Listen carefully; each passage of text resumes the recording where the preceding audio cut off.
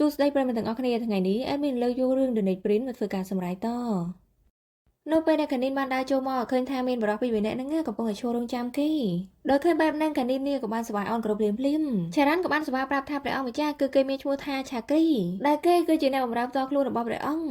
គកានីនក៏បាននិយាយថាឲ្យចុះហេតុអីបានលោកហ្នឹងមិនប្រាប់ខ្ញុំឲ្យលឿនជាងនេះដែលពេលដែរឆាគ្រីក៏បានណែនាំខ្លួនថាខ្ញុំនេះជាអ្នកបម្រើរបស់រាជការហើយថាខ្ញុំត្រូវបានចាត់តាំងមកបម្រើព្រះអង្គហើយប្រសិនជាព្រះអង្គត្រូវការអ្វីគឺថាព្រះអង្គនឹងប្រាប់ទូអង្គមមកបន្ទាប់ពីលើបែបហ្នឹងកានីនក៏បាននិយាយថាលោកនឹងអាចនិយាយធម្មតាដាក់ខ្ញុំមកមិនបាច់ពិសាស្ដាច់អីទេឆាគ្រីក៏បាននិយាយថាគឺខ្ញុំមិនហ៊ានធ្វើបែបហ្នឹងទេប៉ុន្តែថាព្រះអង្គក៏មិនអាចធ្វើការនិយាយជាផ្លូវការសម្រាប់ខ្ញុំក៏បានដែរតែថាកានីននេះរៀបនិយាយទៀតហើយប៉ុន្តែឆារ៉ាន់ហ្នឹងក៏បានធ្វើការខុនហើយបាននិយាយថាព្រះអង្គហ្នឹងឲ្យគេធ្វើទៅព្រោះវាជាទូនាទីរបស់ពួកគេឆាគ្រីក៏បាននិយាយថាឥឡូវនេះសូមព្រះអង្គហ្នឹងធ្វើការដើរតាមទូបង្គំគឺថាទូបង្គំនឹងនាំព្រះអង្គទៅកន្លែងផ្លាស់ប្ដូរសម្លៀកបំពាក់ដែលពេលនោះដែរខាងនេះក៏ចាប់អារម្មណ៍ឃើញថាឆារ៉ាន់នេះបានទៅជាមួយទេគេក៏បានសួរថាហើយចុះលោកហ្នឹងអត់ទៅជាមួយខ្ញុំទេមែនឆារ៉ាន់ក៏បាននិយាយថាគឺខ្ញុំខ្លាចថាវាមិនសមខាងនេះក៏បានសួរថាហើយចុះហេតុអីដែលពេលនោះដែរឆាគ្រីហ្នឹងក៏បន្តធ្វើការហាមព្រះអង្គនេះបន្តទៅខាងមុខតទៀតបន្តឲ្យគេដែរចូលមកដល់ក្នុងបន្ទប់ក៏ឃើញថាមានមនុស្សរៀងច្រើនដែរកំពុងតែឈររងចាំគេដោយឃើញបែបហ្នឹងគឺថាកានីននេះមិនដឹងអីទេក៏បានតែធ្វើការសួស្ដីគេហ្នឹងធ្វើការអន់គ្រប់គេទៀតដោយឃើញបែបហ្នឹងអ្នកបម្រើនៅក្នុងហ្នឹងក៏បានធ្វើការលើកជង្គង់ភ្លាមតែថាគេនេះមិនអស់ចិត្តទេក៏បានបែរទៅមកខាងទៀតហើយធ្វើការសួស្ដីទៀតដោយឃើញបែបហ្នឹងអ្នកបម្រើដែលឈរនៅទីនោះគឺថាពួកគេហ្នឹងធ្វើការលើកជង្គង់ទាំងអស់ដោយឃើញបែបហ្នឹងកានីននេះគឺគេហ្នឹងប្រឹងធ្វើការលើកជង្គង់ដែរហើយតែឆាគ្រីនេះក៏បានមកខាត់ហើយនិយាយថាព្រះអង្គហ្នឹងកុំធ្វើបែបហ្នឹងអីពួកយើងនេះមិនអាចទទួលយកបានទេដូច្នេះហើយរឿងដំបូងដែលព្រះអង្គត្រូវរៀនគឺថាសមាជិករាជវង្សហ្នឹងមិនដែលធ្វើការបន្ទាបខ្លួនឲ្យនរណានោះឡើយបន្ទាប់ពីលើបែបហ្នឹងកានីននេះក៏បន្តធ្វើការដើរទៅមុខទៀតដែលពេលនោះដែរគេចាប់អារម្មណ៍ឃើញថាទង់ជាតិមួយហ្នឹងគឺជាទង់ជាតិរបស់អេមីលីឆាគ្រីក៏បាននិយាយថាត្រឹមត្រូវហើយចំពោះទង់ជាតិទាំង4នោះវិញគឺជាទង់ជាតិនៃតំបន់តំណាងឲ្យតំបន់នៅប្រទេសអេមីលីហើយបន្ទាប់មកឆាគ្រីនេះក៏បន្តធ្វើការណែនាំថាទង់ជាតិនីមួយៗហ្នឹងតំណាងលើអីគេមានរូបអីគេខ្លះបន្ទាប់ពីធ្វើការណែនាំហើយឆាគ្រីក៏បាននិយាយថាបើព្រះអង្គមានអ្វីចង់ដឹងហ្នឹងអាចសួរទូបង្គំបានគឺថានៅទីនេះគឺមិនមានអ្វីដែលខ្ញុំនេះមិនដឹងនោះទេកានីនក៏បាននិយាយថាលោកឆាគ្រីគឺលោកហ្នឹងមិនបាច់ធ្វើការនិយាយផ្លូវការអីនេះចំពោះខ្ញុំទេដោយសារតែខ្ញុំមកទីនេះគឺខ្ញុំហ្នឹងមករកប៉ារបស់ខ្ញុំតែប៉ុណ្ណោះគឺថាខ្ញុំមិនបានចង់ខ្លាចជាព្រះអង្គម្ចាស់អីនោះទេងាកមកឆារ៉ាន់វិញក៏ឃើញថាគេក៏បានធ្វើការចូលកប់ព្រះមហាក្សត្ររួចគេក៏បាននិយាយថាគឺខ្ញុំបានធ្វើការនាំតែនេះមកដល់ដោយសុវត្ថិភាពហើយប៉ុន្តែនៅកំឡុងពេលដែលពួកយើងរៀបចំចេញមកគឺថាមានបញ្ហាតិចតួចទើបធ្វើឲ្យពួកយើងនេះមិនដឹងថាតើលោកដណៃហ្នឹងឥឡូវនេះគាត់នៅណាទេព្រះអង្គក៏បានសួរថាចុះខានីនវិញខានីនមានត្រូវរបួសដែរអន់ឆារ៉ាន់ក៏បាននិយាយថាសម្រាប់ព្រះអង្គវិញគឺថាគាត់មិនមានអីទេគឺគាត់សុវត្ថិភាពព្រះអង្គក៏បានសួរទៀតថាចុះឯងវិញតើឯងនឹងមានត្រូវត្រង់ណាដែរអន់ឆារ៉ាន់ក៏បាននិយាយថាគឺខ្ញុំគ្មានរបួសអីទេអរគុណច្រើនព្រះអង្គហើយថាអ្វីដែលខ្ញុំបារម្ភថាតើលោកដណៃនឹងឥឡូវនេះគាត់ទៅជាយ៉ាងណាហើយព្រះអង្គក៏បាននិយាយថាឯងបាច់បារម្ភទេឆាប់ទៅរកទៅថាតើគេនឹងឥឡូវនេះស្លាប់ឬក៏រស់ហើយបន្ទាប់មកធ្វើការរាយការណ៍ឲ្យយើងជាបន្ទាន់ប៉ុន្តែអ្វីដែលយើងដឹងគឺថានៅពេលដែលខានីនត្រឡប់មកវិញនឹងគឺថាមានអ្នកដឹងតិចតួចណាស់ឆារ៉ាន់ក៏បាននិយាយថាគឺម្នាក់ក្នុងចំណោមពួកគេគឺជាប៉ូលីសនៅក្នុងប្រទេសអេមីលីនេះគឺខ្ញុំជឿថាគឺវាជាការងារខាងក្នុងបន្ទាប់ពីលើអញ្ចឹងព្រះអង្គក៏បាននិយាយថាបើសិនជាអញ្ចឹងមែនឯងនឹងប្រញាប់រកទៅថាតើអ្នកណាគេជានៅក្នុងវិមានមួយនេះហើយសម្រាប់សុវត្ថិភាពខានីនវិញគឺឯងទុកឲ្យយើងចាំយើងនឹងរកអ្នកផ្សេងដើម្បីការពារគេងាកមើលខានីនវិញឃើញថាគេដើរវិញទូធំហើយឃើញថាគេនេះមិនតន់ដល់កន្លែងផ្លាស់ប្ដូរសម្លៀកបំពាក់ទេតែពេលនោះដែរឆាគ្រីក៏បាននិយាយថាសម្រាប់ទីនេះគឺជាបច្ចេកទេសដែលធ្វើការអភិវឌ្ឍនៅប្រទេសអេមីលីរបស់ពួកយើងគឺថាវាជាបច្ចេកវិទ្យាទំនើបដែលប្រើប្រាស់ទូទៅនៅក្នុងប្រទេសរបស់ពួកយើងមួយសន្ទុះក្រោយមកឃើញថាគេក៏បានដល់កន្លែងផ្លាស់ប្ដូរសម្លៀកបំពាក់បន្ទាប់ពីឃើញសម្លៀកបំពាក់បែបហ្នឹងខានីនក៏បាននិយាយថាតើទាំងអស់ហ្នឹងជាសម្លៀកបំពាក់ដែលខ្ញុំត្រូវធ្វើការពាក់មែនឆាគ្រីក៏បាននិយាយថាគឺនេះជាសម្លៀកបំពាក់នៅក្នុងរាជវាំងគឺថាត្រូវតែប្រកាន់ខ្ជាប់ប្រពៃណីក្នុងឱកាសផ្លូវការឬក៏ពិធីផ្សេងអញ្ចឹងហើយព្រះអង្គត្រូវធ្វើការស្លៀកពាក់ឲ្យសមស្របទៅនឹងឋានៈរបស់ព្រះអង្គហើយនឹងសមស្របទៅនឹងឋានៈរបស់ពួកគេបន្ទាប់ពីលើអញ្ចឹងខានីនក៏បានសួរថាបើអញ្ចឹងថ្ងៃនេះគឺមានកម្មវិធីផ្លូវការកើតឡើងមែនឆាគ្រីក៏បាននិយាយថាបន្តិចទៀតគឺព្រះអង្គទៅធ្វើការថ្វាយខ្លួនទៅដល់ព្រះមហាក្សត្រដែលគាត់នឹងជាជីតារបស់ព្រះអង្គហើយក៏មានតកូលធំរបស់ប្រទេសអេមីលីនេះចូលរួមដូចគ្នាបន្ទាប់ពីលើអញ្ចឹងខានីននេះក៏បានស្វែងមើលសម្លៀកបំពាក់របស់គេដែរប៉ុន្តែបន្ទាប់ពីគេមើលមួយសន្ទុះហើយគេក៏បាននិយាយថាតើវាមានអាមួយណាហ្នឹងរៀងសាមញ្ញជាងនឹងបន្តិចអន់បន្ទាប់ពីលើអញ្ចឹងឆាគ្រីក៏បាននិយាយថាមិនព្រះអង្គហ្នឹងយកអាមួយនេះមកបន្ទាប់ពីឃើញអញ្ចឹងខានីនក៏បាននិយាយថាអ្វីដែលលោកកាន់នេះមិនមែនធម្មតាទេដែលមើលទៅហ្នឹងគឺថាវានេះកាន់តែខ្លាំងដល់ឃើញថាព្រះអង្គរើសច្រើនពេកឆាគ្រីក៏បាននិយាយថាដោយសារតែព្រះអង្គនេះត្រូវជួបព្រះមហាក្សត្រអញ្ចឹងហើយឈុតនេះគឺស័ក្តិសមបំផុតហើយគេបានហៅគ្នាពីរនាក់មកដើម្បីធ្វើការចាប់ព្រះអង្គនេះចូលទៅធ្វើការផ្លាស់ប្ដូរតែម្ដងមួយសន្ទុះក្រោយមកឃើញថាខានីននេះក៏បានធ្វើការផ្លាស់ប្ដូរហើយ ឃើញថាសម្លៀកបំពាក់ដែលគេគ្រោងហ្នឹងគឺមើលទៅស័ក្តិសមខ្លាំងមែនទែនប៉ុន្តែខាងនេះក៏បាននិយាយថាគឺខ្ញុំមានអារម្មណ៍ថាវានេះរៀងតឹងបន្តិចតែថាចាគ្រីនេះក៏បាននិយាយអីច្រើនដែរក៏បានធ្វើការយកគ្រឿងអលង្ការមកបន្ថែមទៀតដោយឃើញបែបហ្នឹងខាងនេះដកដង្ហើមធំតែម្ដងក៏បាននិយាយថានៅមានបន្ថែមទៀតមែនកាលមកដល់ក្នុងសាលប្រជុំវិញក៏ឃើញថាអ្នករាល់គ្នាក៏បានមកជួបជុំគ្នាទាំងអស់ព្រះអង្គក៏បាននិយាយថាថ្ងៃនេះគឺខ្ញុំមានដំណឹងដ៏គួរឲ្យរំភើបមួយមកចែកជូនអ្នកទាំងអស់គ្នាបន្ទាប់ពីលឺអញ្ចឹងរាជតាក៏បានសួរថាតើរឿងអ្វីដែរព្រះអង្គម្ចាស់ដែលកំឡុងពេលហ្នឹងដែរឃើញថាខាងនេះក៏បានធ្វើការចុះពីខាងលើមកហើយកំឡុងពេលហ្នឹងដែរគឺថាគេផិតភ័យខ្លាំងមែនតើដោយសារតែគេចូលមកហ្នឹងគឺគេនេះមិនស្គាល់អ្នកណានោះទេហើយមួយវិញទៀតក៏ឃើញថាអ្នកដទៃហ្នឹងក៏បានធ្វើការគោរពគេនិយាយថាគេនេះកាន់តែភ័យបន្ទាប់ពីគេដើរមកដល់ខាងក្នុងគេក៏បាននិយាយថាគឺខ្ញុំមានឈ្មោះថាខានិនអសវ៉ាទេវធីនបន្ទាប់ពីលឺបែបហ្នឹងនិយាយថាព្រះអង្គម្ចាស់ទាំង4នេះគឺពួកគេហ្នឹងភ្ញាក់ផ្អើលខ្លាំងមែនតើហើយចំណែកជំនួយការផ្សេងៗរបស់ព្រះអង្គនីមួយៗហ្នឹងក៏បានធ្វើការអន់គោរពដូចគ្នាព្រះមហាក្សត្រក៏បាននិយាយថាខានិនឯងហ្នឹងទៅអង្គុយក្បែរព្រះបិតារបស់ឯងទៅដែលពេលនោះដែរព្រះអង្គម្ចាស់វ៉ាស៊ីនក៏បាននិយាយថាគឺវាពិតជាអស្ចារ្យណាស់ដែលព្រះអង្គម្ចាស់ខានិនហ្នឹងគឺនៅមានជីវិតក្នុងនាមខ្ញុំជាមីណាណាកាវិនទូលបង្គំសូមគោរពថ្វាយព្រះពរដល់ព្រះអង្គម្ចាស់ថារិននៅពេលដែលព្រះអង្គនៅមានអ្នកស្នងបន្ទាប់ពីព្រះអង្គម្ចាស់វ៉ាស៊ីនធ្វើការនិយាយចប់ព្រះអង្គម្ចាស់ឆាណានិងបុត្ររបស់ព្រះអង្គក៏បានធ្វើការអបអរសាទរទៅដល់ព្រះអង្គម្ចាស់ថារិនដូចគ្នាហើយបន្តមកទៀតព្រះអង្គរាជតានេះក៏បានធ្វើការអបអរសាទរដូចគ្នាព្រះមហាក្សត្របន្តទៅឃើញអញ្ចឹងគឺថាគាត់សប្បាយរីករាយដែរក៏បាននិយាយថាគឺយើងអរគុណច្រើនចំណែកព្រះអង្គរាជតាវិញគឺថាគាត់នេះមិនសូវពេញចិត្តទេក៏បានសួរថ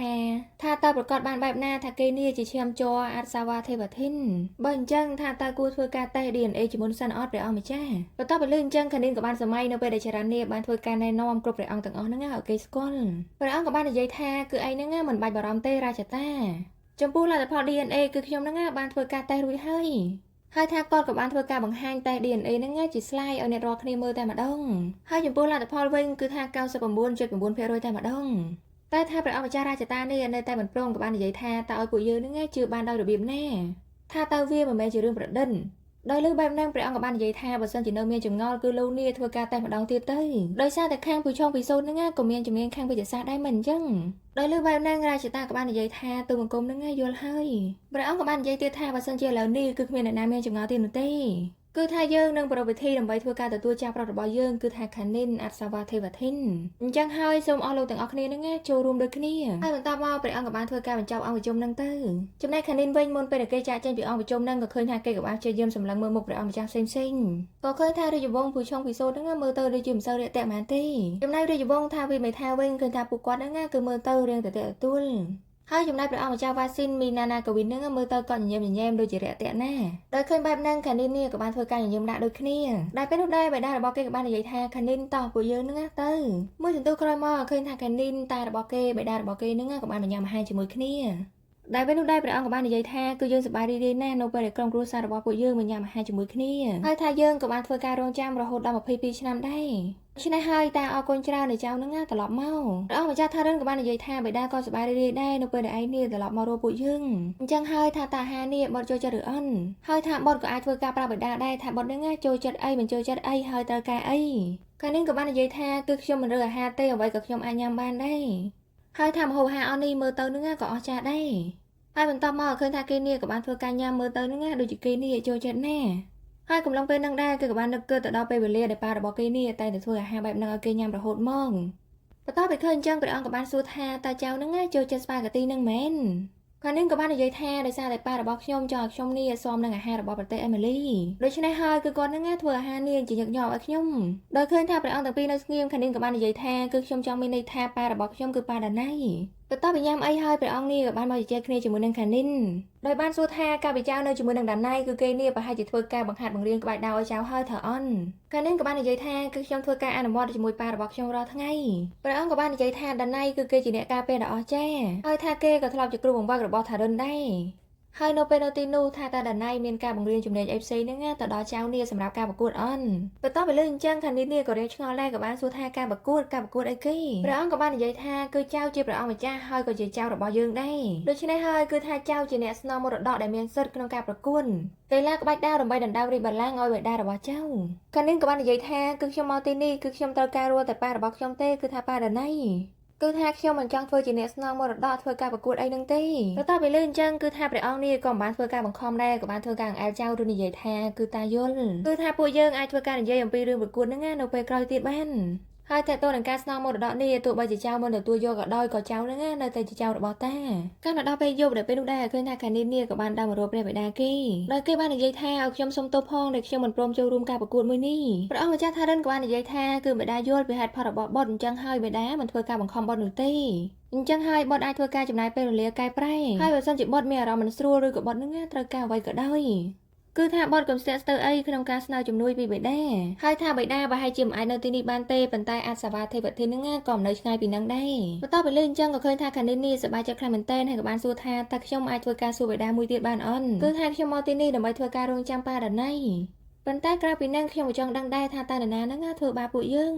ព្រះអង្គម្ចាស់ថារិនក៏បាននិយាយថាអំពីរឿងហ្នឹងគឺបិតានេះក៏កំពុងតែស្វែងរកដូចគ្នាថាតើរឿងពិតថាគេនឹងជាអ្នកណាហើយថាប្រហែលជាបុត្រនេះឆ្លងកាត់រឿងរ៉ាវច្រើនណាស់ហើយដូច្នេះហើយចាំពេលនេះតទៅថាតើបុត្រនេះអនុញ្ញាតឲ្យព្រះបិតានេះការពារបុត្រដែរអន់កាលនេះក៏បាននិយាយថាគឺខ្ញុំអរគុណច្រើនចំពោះរឿងនេះហើយបន្តមកគេក៏បានធ្វើការលាបិតារបស់គេនេះបន្តទៅគេងទៅ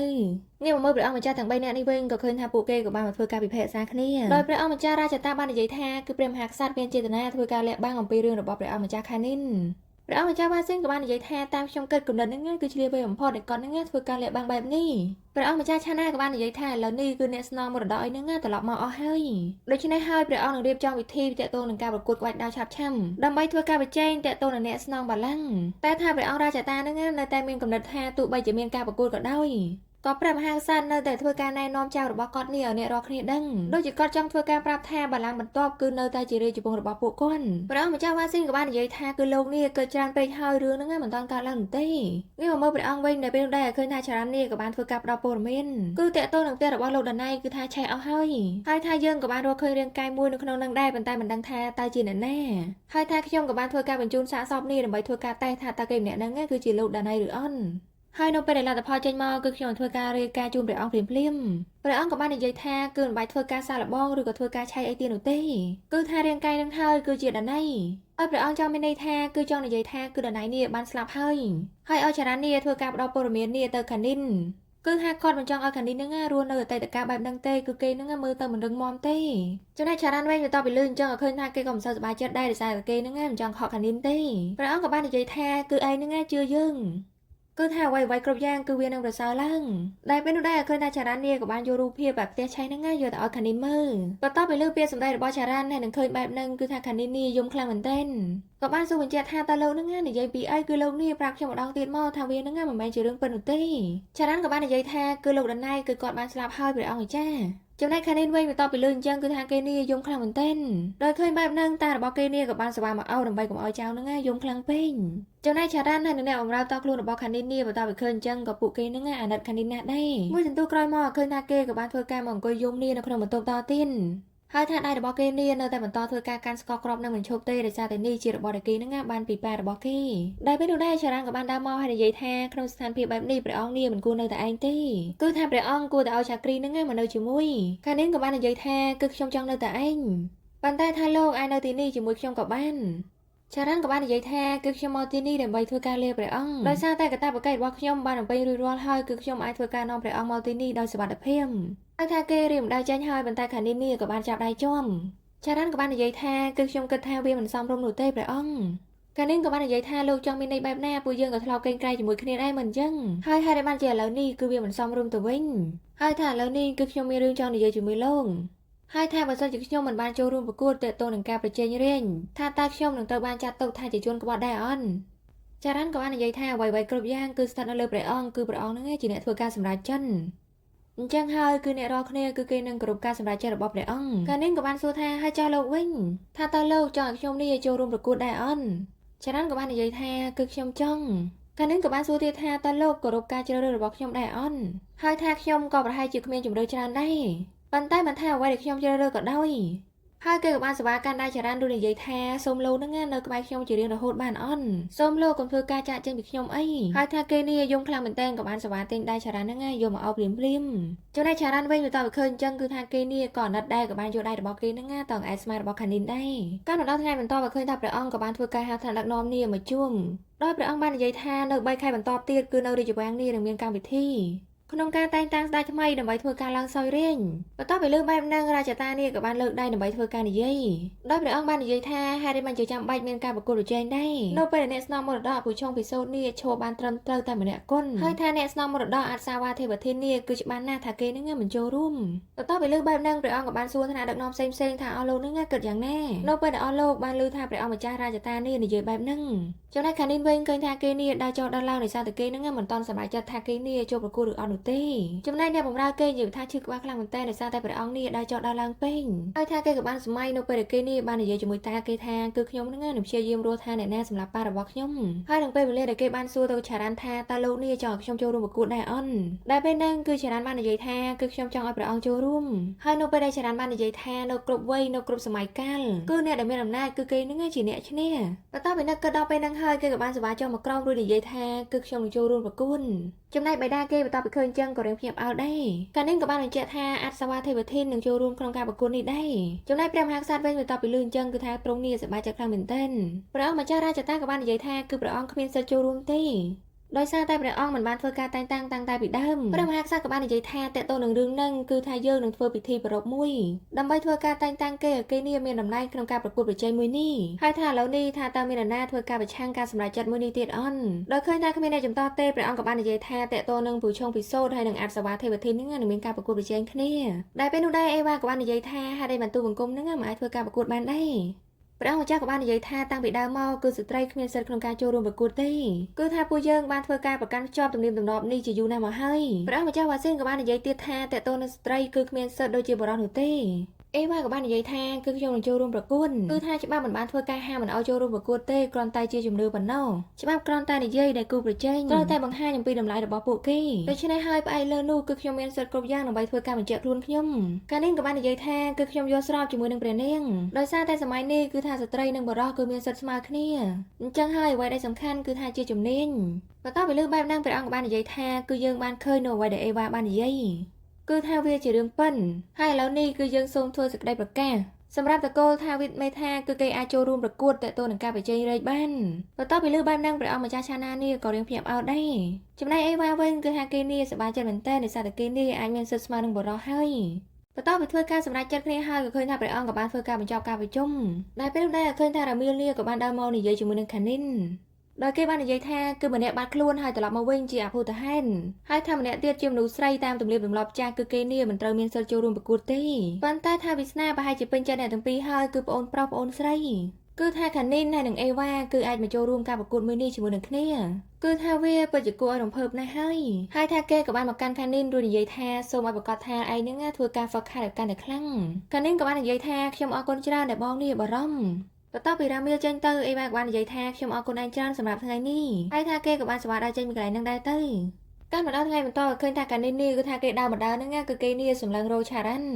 រួចគេក៏បានសួរអ្នកបម្រើគេហ្នឹងថាតើឆារ៉ាន់នេះនៅណាដែរមានអ្នកឃើញអន់ចាគ្រីក៏បាននិយាយថាតាមខ្ញុំគិតប្រហែលជាគាត់នៅក្នុងសាកលវិទ្យាល័យសិល្បៈកានីនក៏បានសួរថាហេតុអីបានជាគេនៅទីនោះថាតើគេហ្នឹងនៅធ្វើជាសិស្សទៀតមែនចាគ្រីក៏បាននិយាយថាមិនមែនទេគឺគាត់ហ្នឹងជាសាស្ត្រាចារ្យប្រហែលជាឥឡូវនេះគាត់ត្រឡប់មកធ្វើការបង្រៀនទាក់ទងនឹងសិល្បៈវិញហើយបន្ទាប់ពីលឺអញ្ចឹងកានីននេះក៏រៀងភ្ញាក់ផ្អើលដែរដោយសារតែគេដឹងថាឆារ៉ាន់ហ្នឹងជាគ្រូបង្រៀនខាងគំនូរចាគ្រីបន្តទៀតថាគឺលោកឆារ៉ាន់គឺគាត់មានទេពកោសល្យនៅក្នុងសិល្បៈនេះណាបន្ទាប់ពីលឺអញ្ចឹងកានីនក៏បាននិយាយថាមើលទៅគួរឲ្យចាប់អារម្មណ៍ណាស់គឺខ្ញុំគិតថាគេនេះប្រកែកក្នុងការតស៊ូតែមុខនោះទេ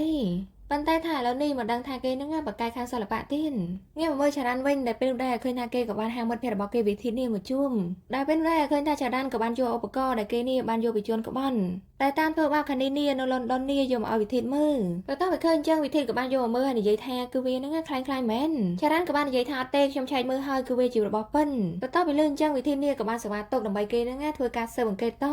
ដែលពេលនោះដែរឆារ៉ានេះក៏បានធ្វើការស្នើសុំគេមួយរឿងទៀតគឺថាគេស្នើសុំឲ្យវិធីនេះជួយតាមមើលថាតើលោកដណៃនឹងនៅឬអត់ហើយគាត់នេះនៅណាដែរប៉ុន្តែថាសម្រាប់រឿងនេះឯនេះជួយរក្សាវាអាចកម្លាំងឲ្យខ្ញុំផងបន្ទាប់ពីធ្វើការនិយាយចប់ក៏ឃើញថាចារ៉ានេះក៏បានសប្បាយដើរទៅបន្ទប់ទឹកប៉ុន្តែថាគេចាប់អារម្មណ៍ឃើញថាមាននរណាម្នាក់កំពុងតែធ្វើការតាមគេបន្ទាប់ពីឃើញអញ្ចឹងគេក៏បានធ្វើការពួរដើម្បីចាប់ថាតើគេនឹងជាអ្នកណាហើយនៅពេលដែលគេធ្វើការទាញមួកចេញនេះក៏ឃើញថាម្នាក់នឹងគឺជាខានីននឹងឯងបន្ទាប់ពីឃើញអញ្ចឹងខានីនក៏បាននិយាយថាលោកនេះប្រឹងសួរថាតើខ្ញុំនឹងមកទីនេះបានដោយរបៀបណាត្រូវអន់គឺថាខ្ញុំមកទីនេះដើម្បីធ្វើការរកលោកនឹងឯងកំពុងតែនិយាយគ្នាតែពេលនោះដែរក៏បានលឺអ្នកកសែតនេះបាននិយាយអំពីរឿងរបស់ព្រះអង្គខានីនដោយពួកគេបាននិយាយថាគឺយើងនេះដឹងថាព្រះអង្គមកទីនេះអញ្ចឹងហើយគឺយើងនឹងទៅធ្វើការស្វែង រកគាត់ដើម្បីបានព័ត៌មានថ្មីក្នុងការចុះផ្សាយបន្ទាប់ពីលើអញ្ចឹងចារ៉ានក៏បានសេវាទិញខានីននេះទៅម្ខាងហើយថាគេនេះគឺគ្មានជំរឿទេក៏បានយកដៃរបស់គេនេះទៅដាក់មាត់របស់ខានីនហើយថាគេនេះអត់មកគៀកខ្លាំងមែនតើនៅគេនឹងធ្វើដូចជាពួកគេនេះកំពុងតែថើបគ្នាអញ្ចឹងចំណែកអ្នកកសែតវិញបន្តពីឃើញអញ្ចឹងគឺថាគេនេះមិនហ៊ានមើលតទៀតទេគេបាននិយាយថាគឺខ្ញុំហ្នឹងគ្រាន់តែទៅបន្ទប់ទឹកទេបន្ទាប់ពីអ្នកកសែតដើរទៅបាត់ចារ៉ានក៏បាននិយាយថាគឺខ្ញុំសុំទោសព្រះអង្គផងខាងនេះក៏បាននិយាយថាđâuចាំបាច់សុំទោសទៅអីគឺពួកយើងហ្នឹងមិនបានថើបគ្នាណាប៉ុន្តែនៅកំឡុងពេលហ្នឹងគឺថាគេនេះក៏មានអារម្មណ៍ថាអៀនដែរចំណែកចារ៉ានវិញក៏បានសវ៉ាទិញខាងនេះដើរចេញពីកន្លែងហ្នឹងភ្លាមៗគឺមិនចង់ឲ្យអ្នកកសែតនេះចាប់បានទេហើយកំឡុងពេលដើរចេញហ្នឹងគេក៏បានទៅមិត្តភ័ក្តិរបស់គេប្រាប់ថាយកម៉ូតូហ្នឹងមកដាក់នៅផ្លូវផងដែលពេលនោះដែរឃើញថាគេក៏បានជួបជាមួយនឹងឆាគ្រីនេះនៅនឹងដែរឆាគ្រីក៏បាននិយាយថាតាមខ្ញុំគិតឥឡូវនេះព្រះអង្គនេះបញ្ញាប់ទៅវាំងវិញទៅគឺឃើញថាមានគេនេះចង់ចាំព្រះអង្គចារ៉ានក៏បាននិយាយថាលោកទៅរាំងពួកគេទៅចាំខ្ញុំហ្នឹងនាំព្រះអង្គទៅវាំងមួយសន្ទុះក្រោយមកឃើញថាគេនេះក៏បានរត់ចេញមកក្រៅក៏ឃើញថាមានម៉ូតូមានអីនេះត្រៀមរួចរាល់ហើយបន្ទាប់មកគេក៏បានយកមួយយកអីនេះដើម្បីពាក់ឲ្យព្រះអង្គហើយបន្ទាប់ពីព្រះអង្គឡើងទៅភ្លាមហ្នឹងឃើញថាគេនេះក៏បានសវ៉ាទិញព្រះអង្គនេះយកមកអបជាកាគេភ្លាមដែរមួយសន្ទុះធំក្រោយមកឃើញថាពួកគេក៏បានមកដល់វាំងដែលពេលនោះដែរចារ៉ានក៏បាននិយាយថាអញ្ចឹងទូលបង្គំត្រឡប់ទៅវិញហើយខាងនេះក៏បាននិយាយថាតើលោកតណាលោកនេះអាចស្នាក់នៅទីនេះមួយយប់បានដោយឃើញថាចារ៉ាននេះមិនបាននិយាយអីទេខាងនេះក៏បាននិយាយថាហេតុអីតើលោកហ្នឹងមិនអាចធ្វើបានមែនថាតើលោកពិតជាធ្វើការចាក់ចេញពីខ្ញុំពិតមែនអីចារ៉ានក៏បាននិយាយថាខ្ញុំសុំទោសផងដោយសារតែកតាបកិច្ចរបស់ខ្ញុំនេះគឺត្រូវបានបញ្ចប់ហើយថាគេក៏បានសវ៉ាដើរចេញទៅទោះបីជាខានីននេះធ្វើការខត់គេក៏គេមិនឈប់ដែរកាន់មកដល់ថ្ងៃស្អែកឃើញថាខានីននេះក៏បានមកជួបតារបស់គេបាននិយាយថាគឺខ្ញុំអរគុណដែលព្រះអង្គនេះយកពីខ្ញុំដោយសារតែខ្ញុំនៅទីនេះគឺខ្ញុំនឹងក៏មិនសូវស្គាល់អ្នកណាដែរដែលពេលនោះដែរឃើញថាចារ៉ាននេះក៏បានដើរចូលមកព្រះអង្គក៏បាននិយាយថាចារ៉ានគឺយើងត្រូវការឯងជួយយើងរឿងមួយដែលពេលនោះដែរខានីនក៏បាននិយាយថាក្នុងនាមខ្ញុំជាព្រះអង្គម្ចាស់អសវាទេវធិនគឺធ្វើការបង្កប់លោកឲ្យលោកនេះនៅក្បែរខ្ញុំហើយធ្វើជាអ្នកយាមខ្ញុំចាប់ពីពេលនេះតទៅបន្ទាប់ពីលើអញ្ចឹងសូម្បីតែឆាគ្រីនេះក៏គេនឹងរំភើបចំនួនដែរព្រះអង្គក៏បាននិយាយថាគឺយើងគ្រប់គ្រងអំពីរឿងមួយនេះដោយឲ្យចារ៉ាននេះទៅធ្វើជាអ្នកការពារទៅឲ្យខានីនវិញបន្ទាប់ពីលើអញ្ចឹងចារ៉ានក៏បានធ្វើការគោរពឲ្យគេនឹងក៏ទទួលការបង្គាប់នេះដែរបន្ទាប់ពីដើរចេញពីកន្លែងជួបជាមួយនឹងព្រះអង្គភ្លាមខានីនក៏បានប្រាប់អ្នកបម្រើគេថាឥឡូវនេះគឺខ្ញុំចង់និយាយជាមួយលោកចារ៉ាននេះតែពីរនាក់បន្ទាប់ពីលើអញ្ចឹងរួមទាំងអ្នកបម្រើនិងអ្នកឈួចចាំអីហ្នឹងគឺពួកគេនេះសមាដើរចេញពីកន្លែងហ្នឹងភ្លាមទៅបន្ទាប់ពីពួកគេចេញទៅបាត់ខានីននេះចាប់ផ្ដើមធ្វើខ្លួនធម្មតាគឺគេហ្នឹងមុននឹងងារគឺគេខំរៀបរឹកណារួចគេក៏បាននិយាយថានៅពេលខ្ញុំរស់នៅបែបនេះគឺខ្ញុំហ្នឹងចម្លែកណាដោយឃើញថាចារ៉ាននេះមិនបាននិយាយអីទេគឺក៏បានសួរថាតើខ្ញុំហ្នឹងរំខានអីលោកមែនចារ៉ានក៏បាននិយាយថាគឺខ្ញុំមិនគួរធ្វើការនិយាយការផ្លូវការជាមួយនឹងព្រះអង្គបែបហ្នឹងទេដោយសារតែឋានៈរបស់ព្រះអង្គហើយនឹងខ្ញុំនេះគឺខុសគ្នាដាច់គឺថាខ្ញុំនឹងធានាថាគឺខ្ញុំនឹងធ្វើឲ្យបានត្រឹមត្រូវចាប់ពីពេលនេះតទៅហើយថាខ្ញុំក៏សង្ឃឹមថាព្រះអង្គនឹងធ្វើបានបែបហ្នឹងដូចគ្នាខាងនេះក៏បាននិយាយថាគឺខ្ញុំសប្បាយចិត្តនៅពេលខ្ញុំនិយាយបែបនេះដោយសារតែខ្ញុំនេះជាព្រះអង្គម្ចាស់គឺខ្ញុំបង្កឲ្យលោកនឹងធ្វើការនិយាយធម្មតាមកខ្ញុំមកហើយថាលោកក៏មិនហ៊ានធ្វើការប្រឆាំងនឹងបញ្ជារបស់ព្រះអង្គដែរតើអន់ហើយមួយវិញទៀតការដែលខ្ញុំនៅទីនេះគឺខ្ញុំគ្រាន់តែចង់ដឹងរឿងពិតរបស់ប៉ារបស់ខ្ញុំទេហើយថាខ្ញុំក៏ត្រូវការលោកជួយដែរ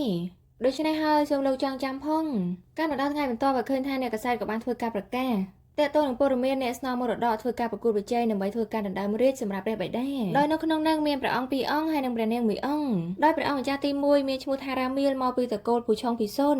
ហើយចំណែកព្រះនាងវិញមានឈ្មោះថាអេវ៉ាដែលមកពីតកូលថាវិតមេថាហើយនិងព្រះអង្គម្ចាស់ចុងក្រោយដែលមានឈ្មោះថាកានីនអសាវ៉ាទេវធិនហើយថានៅក្នុងរាជវាំងក៏បានធ្វើការរៀបចំដើម្បីធ្វើការបង្ហាញខ្លួនពីព្រះអង្គកានីនអសាវ៉ាទេវធិនចំណែកវិជាជនវិញបន្ទាប់ពីឃើញអញ្ចឹងពួកគេក៏បានចែកគ្នាអំពីរឿងព្រះអង្គម្ចាស់កានីនដោយគេបាននិយាយថារាជវាំងបានបញ្ជាក់ឲ្យថាព្រះអង្គកានីននឹងគឺជាតកូលរបស់អសាវ៉ាទេវធិនពិតកាន់មកដល់ថ្ងៃថ្មីក៏ឃើញថាឆាគ្រីក៏បាននាំកានីននេះមកដល់កន្លែងដាក់សិភៅដោយគេបានធ្វើការណែនាំទាក់ទងនឹងកម្មវិធីដែលប្រងនឹងចាប់ផ្ដើមនឹងបន្ទាប់ពីធ្វើការបង្ហាញខ្លួនហើយក៏ត្រូវមានធ្វើការរាំដែរហើយចំពោះការរាំនឹងគឺថាក៏ត្រូវធ្វើការដូរគូដូចគ្នាបន្ទាប់ពីលើអញ្ចឹងកានីននេះក៏រៀបចាប់ឲ្យដែរគេឆ្ងល់ថារាំសុកហ្នឹងចាំបាច់ដូរគូធ្វើអីឆាគ្រីក៏បាននិយាយថាដោយសារតែវាជាប្រពៃណីអញ្ចឹងហើយអ្នកចូលរួមទាំងអស់ហ្នឹងត្រូវធ្វើការរាំហើយផ្លាស់ប្ដូរដៃគូបន្ទាប់ពីលើអញ្ចឹងកានីនក៏បាននិយាយថាឥឡូវហ្នឹងលោកធ្វើការបង្រៀនខ្ញុំរាំបន្តិចមកបន្ទាប់ពីលើបែបហ្នឹងឆាគ្រីក៏មិនបានបកកាយអីដែរហើយថាគេក៏បានប្រាប់ពីរបៀបរាំកាយវិការរាំបែបម៉េចហ្នឹងទៅដល់កានីនប៉ុន្តែកំឡុងពេលរាំហ្នឹងក៏ឃើញថាកានីននេះគឺថាគេហ្នឹងរាំជន់ជើងឆាគ្រីរហូតកាន់មកដល់ថ្ងៃបើបង្ហាញកានីនក៏ឃើញថានៅក្នុងរាជវាំងហ្នឹងគឺតុបតែងស្រស់ស្អាតខ្លាំងមែនទែនហើយមុនពេលដែលពួកគេធ្វើការបើកកម្មវិធីក៏ឃើញថាមានមនុស្សមួយក្រុមក៏បានធ្វើការច្រៀងអបអរសាទរហើយចំណែកអ្នកដែលចូលរួមកម្មវិធីនេះក៏ច្រើនដែរ ได้កំឡុងពេលនឹងដែរឃើញថាមានព្រះអង្គម្ចាស់ម្នាក់ទៀតដែលគាត់បានចូលរួមនឹងដែរព្រះអង្គដែលឈរនៅខាងក្រោយនឹងគឺគាត់មានឈ្មោះថាខាវិនដែលព្រះអង្គស្ថិតនៅក្នុងតកូលភូចាដែលពេលនោះដែរយើងក៏ចាប់អារម្មណ៍ឃើញថាអ្នកច្រៀងម្នាក់ហ្នឹងគឺលេចធ្លោជាងគេដែលម្នាក់ហ្នឹងគឺគេមានឈ្មោះថាជេហើយថានៅក្នុងក្រុមហ្នឹងគឺគេជាអ្នកធ្វើការច្រៀងឮជាងគេបន្ទាប់ពីបញ្ចប់ការច្រៀងភ្លាមក៏ឃើញថាអ្នកនៅទីនោះក៏បានធ្វើការទះដៃអបអរសាទរហើយបន្ទាប់មកក៏ឃើញថាព្រះមហាក្សត្រក៏បានធ្វើការយាងចុះមកចំណែកអ្នកកសែតដែលបានចូលរួមនៅទីនោះគឺថាពួកគេនេះធ្វើការថតយកតែម្ដងបន្ទាប់ពីយាងចុះមកដល់ក្រុមព្រះអង្គក៏បាននិយាយថាគឺយើងអរគុណអ្នកទាំងអស់គ្នាដែលបានមកចូលរួមគឺថាជាចុងក្រោយគឺយើងអាចរកឃើញខានីនហើយដែលថាគេគឺជាអ្នកស្នងមរតកតែមួយគត់នៃត្រកូលរបស់អប្សរាទេវធីនហើយថាគេក៏ជាចៅប្រុសរបស់យើងដែរគឺថាវាជាអពុទ្ធហេតុដែលស្ទើរតែមិនគួរឲ្យជឿហើយព្រះអង្គក៏បាននិយាយថានេះហើយគឺជាចៅប្រុសរបស់យើងគឺព្រះអង្គម្ចាស់ខានីនដែលពេលនោះដែរឃើញថាព្រះអង្គម្ចាស់ខានីននេះក៏បានធ្វើការយើងចុះមកបន្ទាប់ពីចុះមកដល់ពេលកណ្ដាលផ្លូវឃើញថាព្រះអង្គនេះក៏បានធ្វើការឈរញញឹមញញែមនឹងមើលទៅនេះដូចមានទំនុកចិត្តណាស់ហើយបន្ទាប់ពីព្រះអង្គចុះមកដល់ក្រុមភ្លាមក៏ឃើញថាអ្នករាល់គ្នានៅទីនោះក៏បានធ្វើការគោរពព្រះអង្គដូចគ្នាហើយបន្ទាប់មកព្រះអង្គក៏បានធ្វើការយកមកកត់យកអីនេះមកពាក់ឲ្យខានីនហើយនឹងបានធ្វើការហុចឧបករណ៍មួយទៅឲ្យខានីននេះធ្វើការកាន់ដូចគ្នាដោយចង់បញ្ជាក់ថាឥឡូវនេះខានីននេះគឺជាព្រះអង្គម្ចាស់ពេញសិទ្ធិរបស់ត្រកូលអាសាវ៉ាទេវធីនហើយបន្ទាប់ពីឃើញបែបហ្នឹងអ្នកនៅទីនោះគឺថាពួកគេនេះក៏បានធ្វើការអបអរសាទរ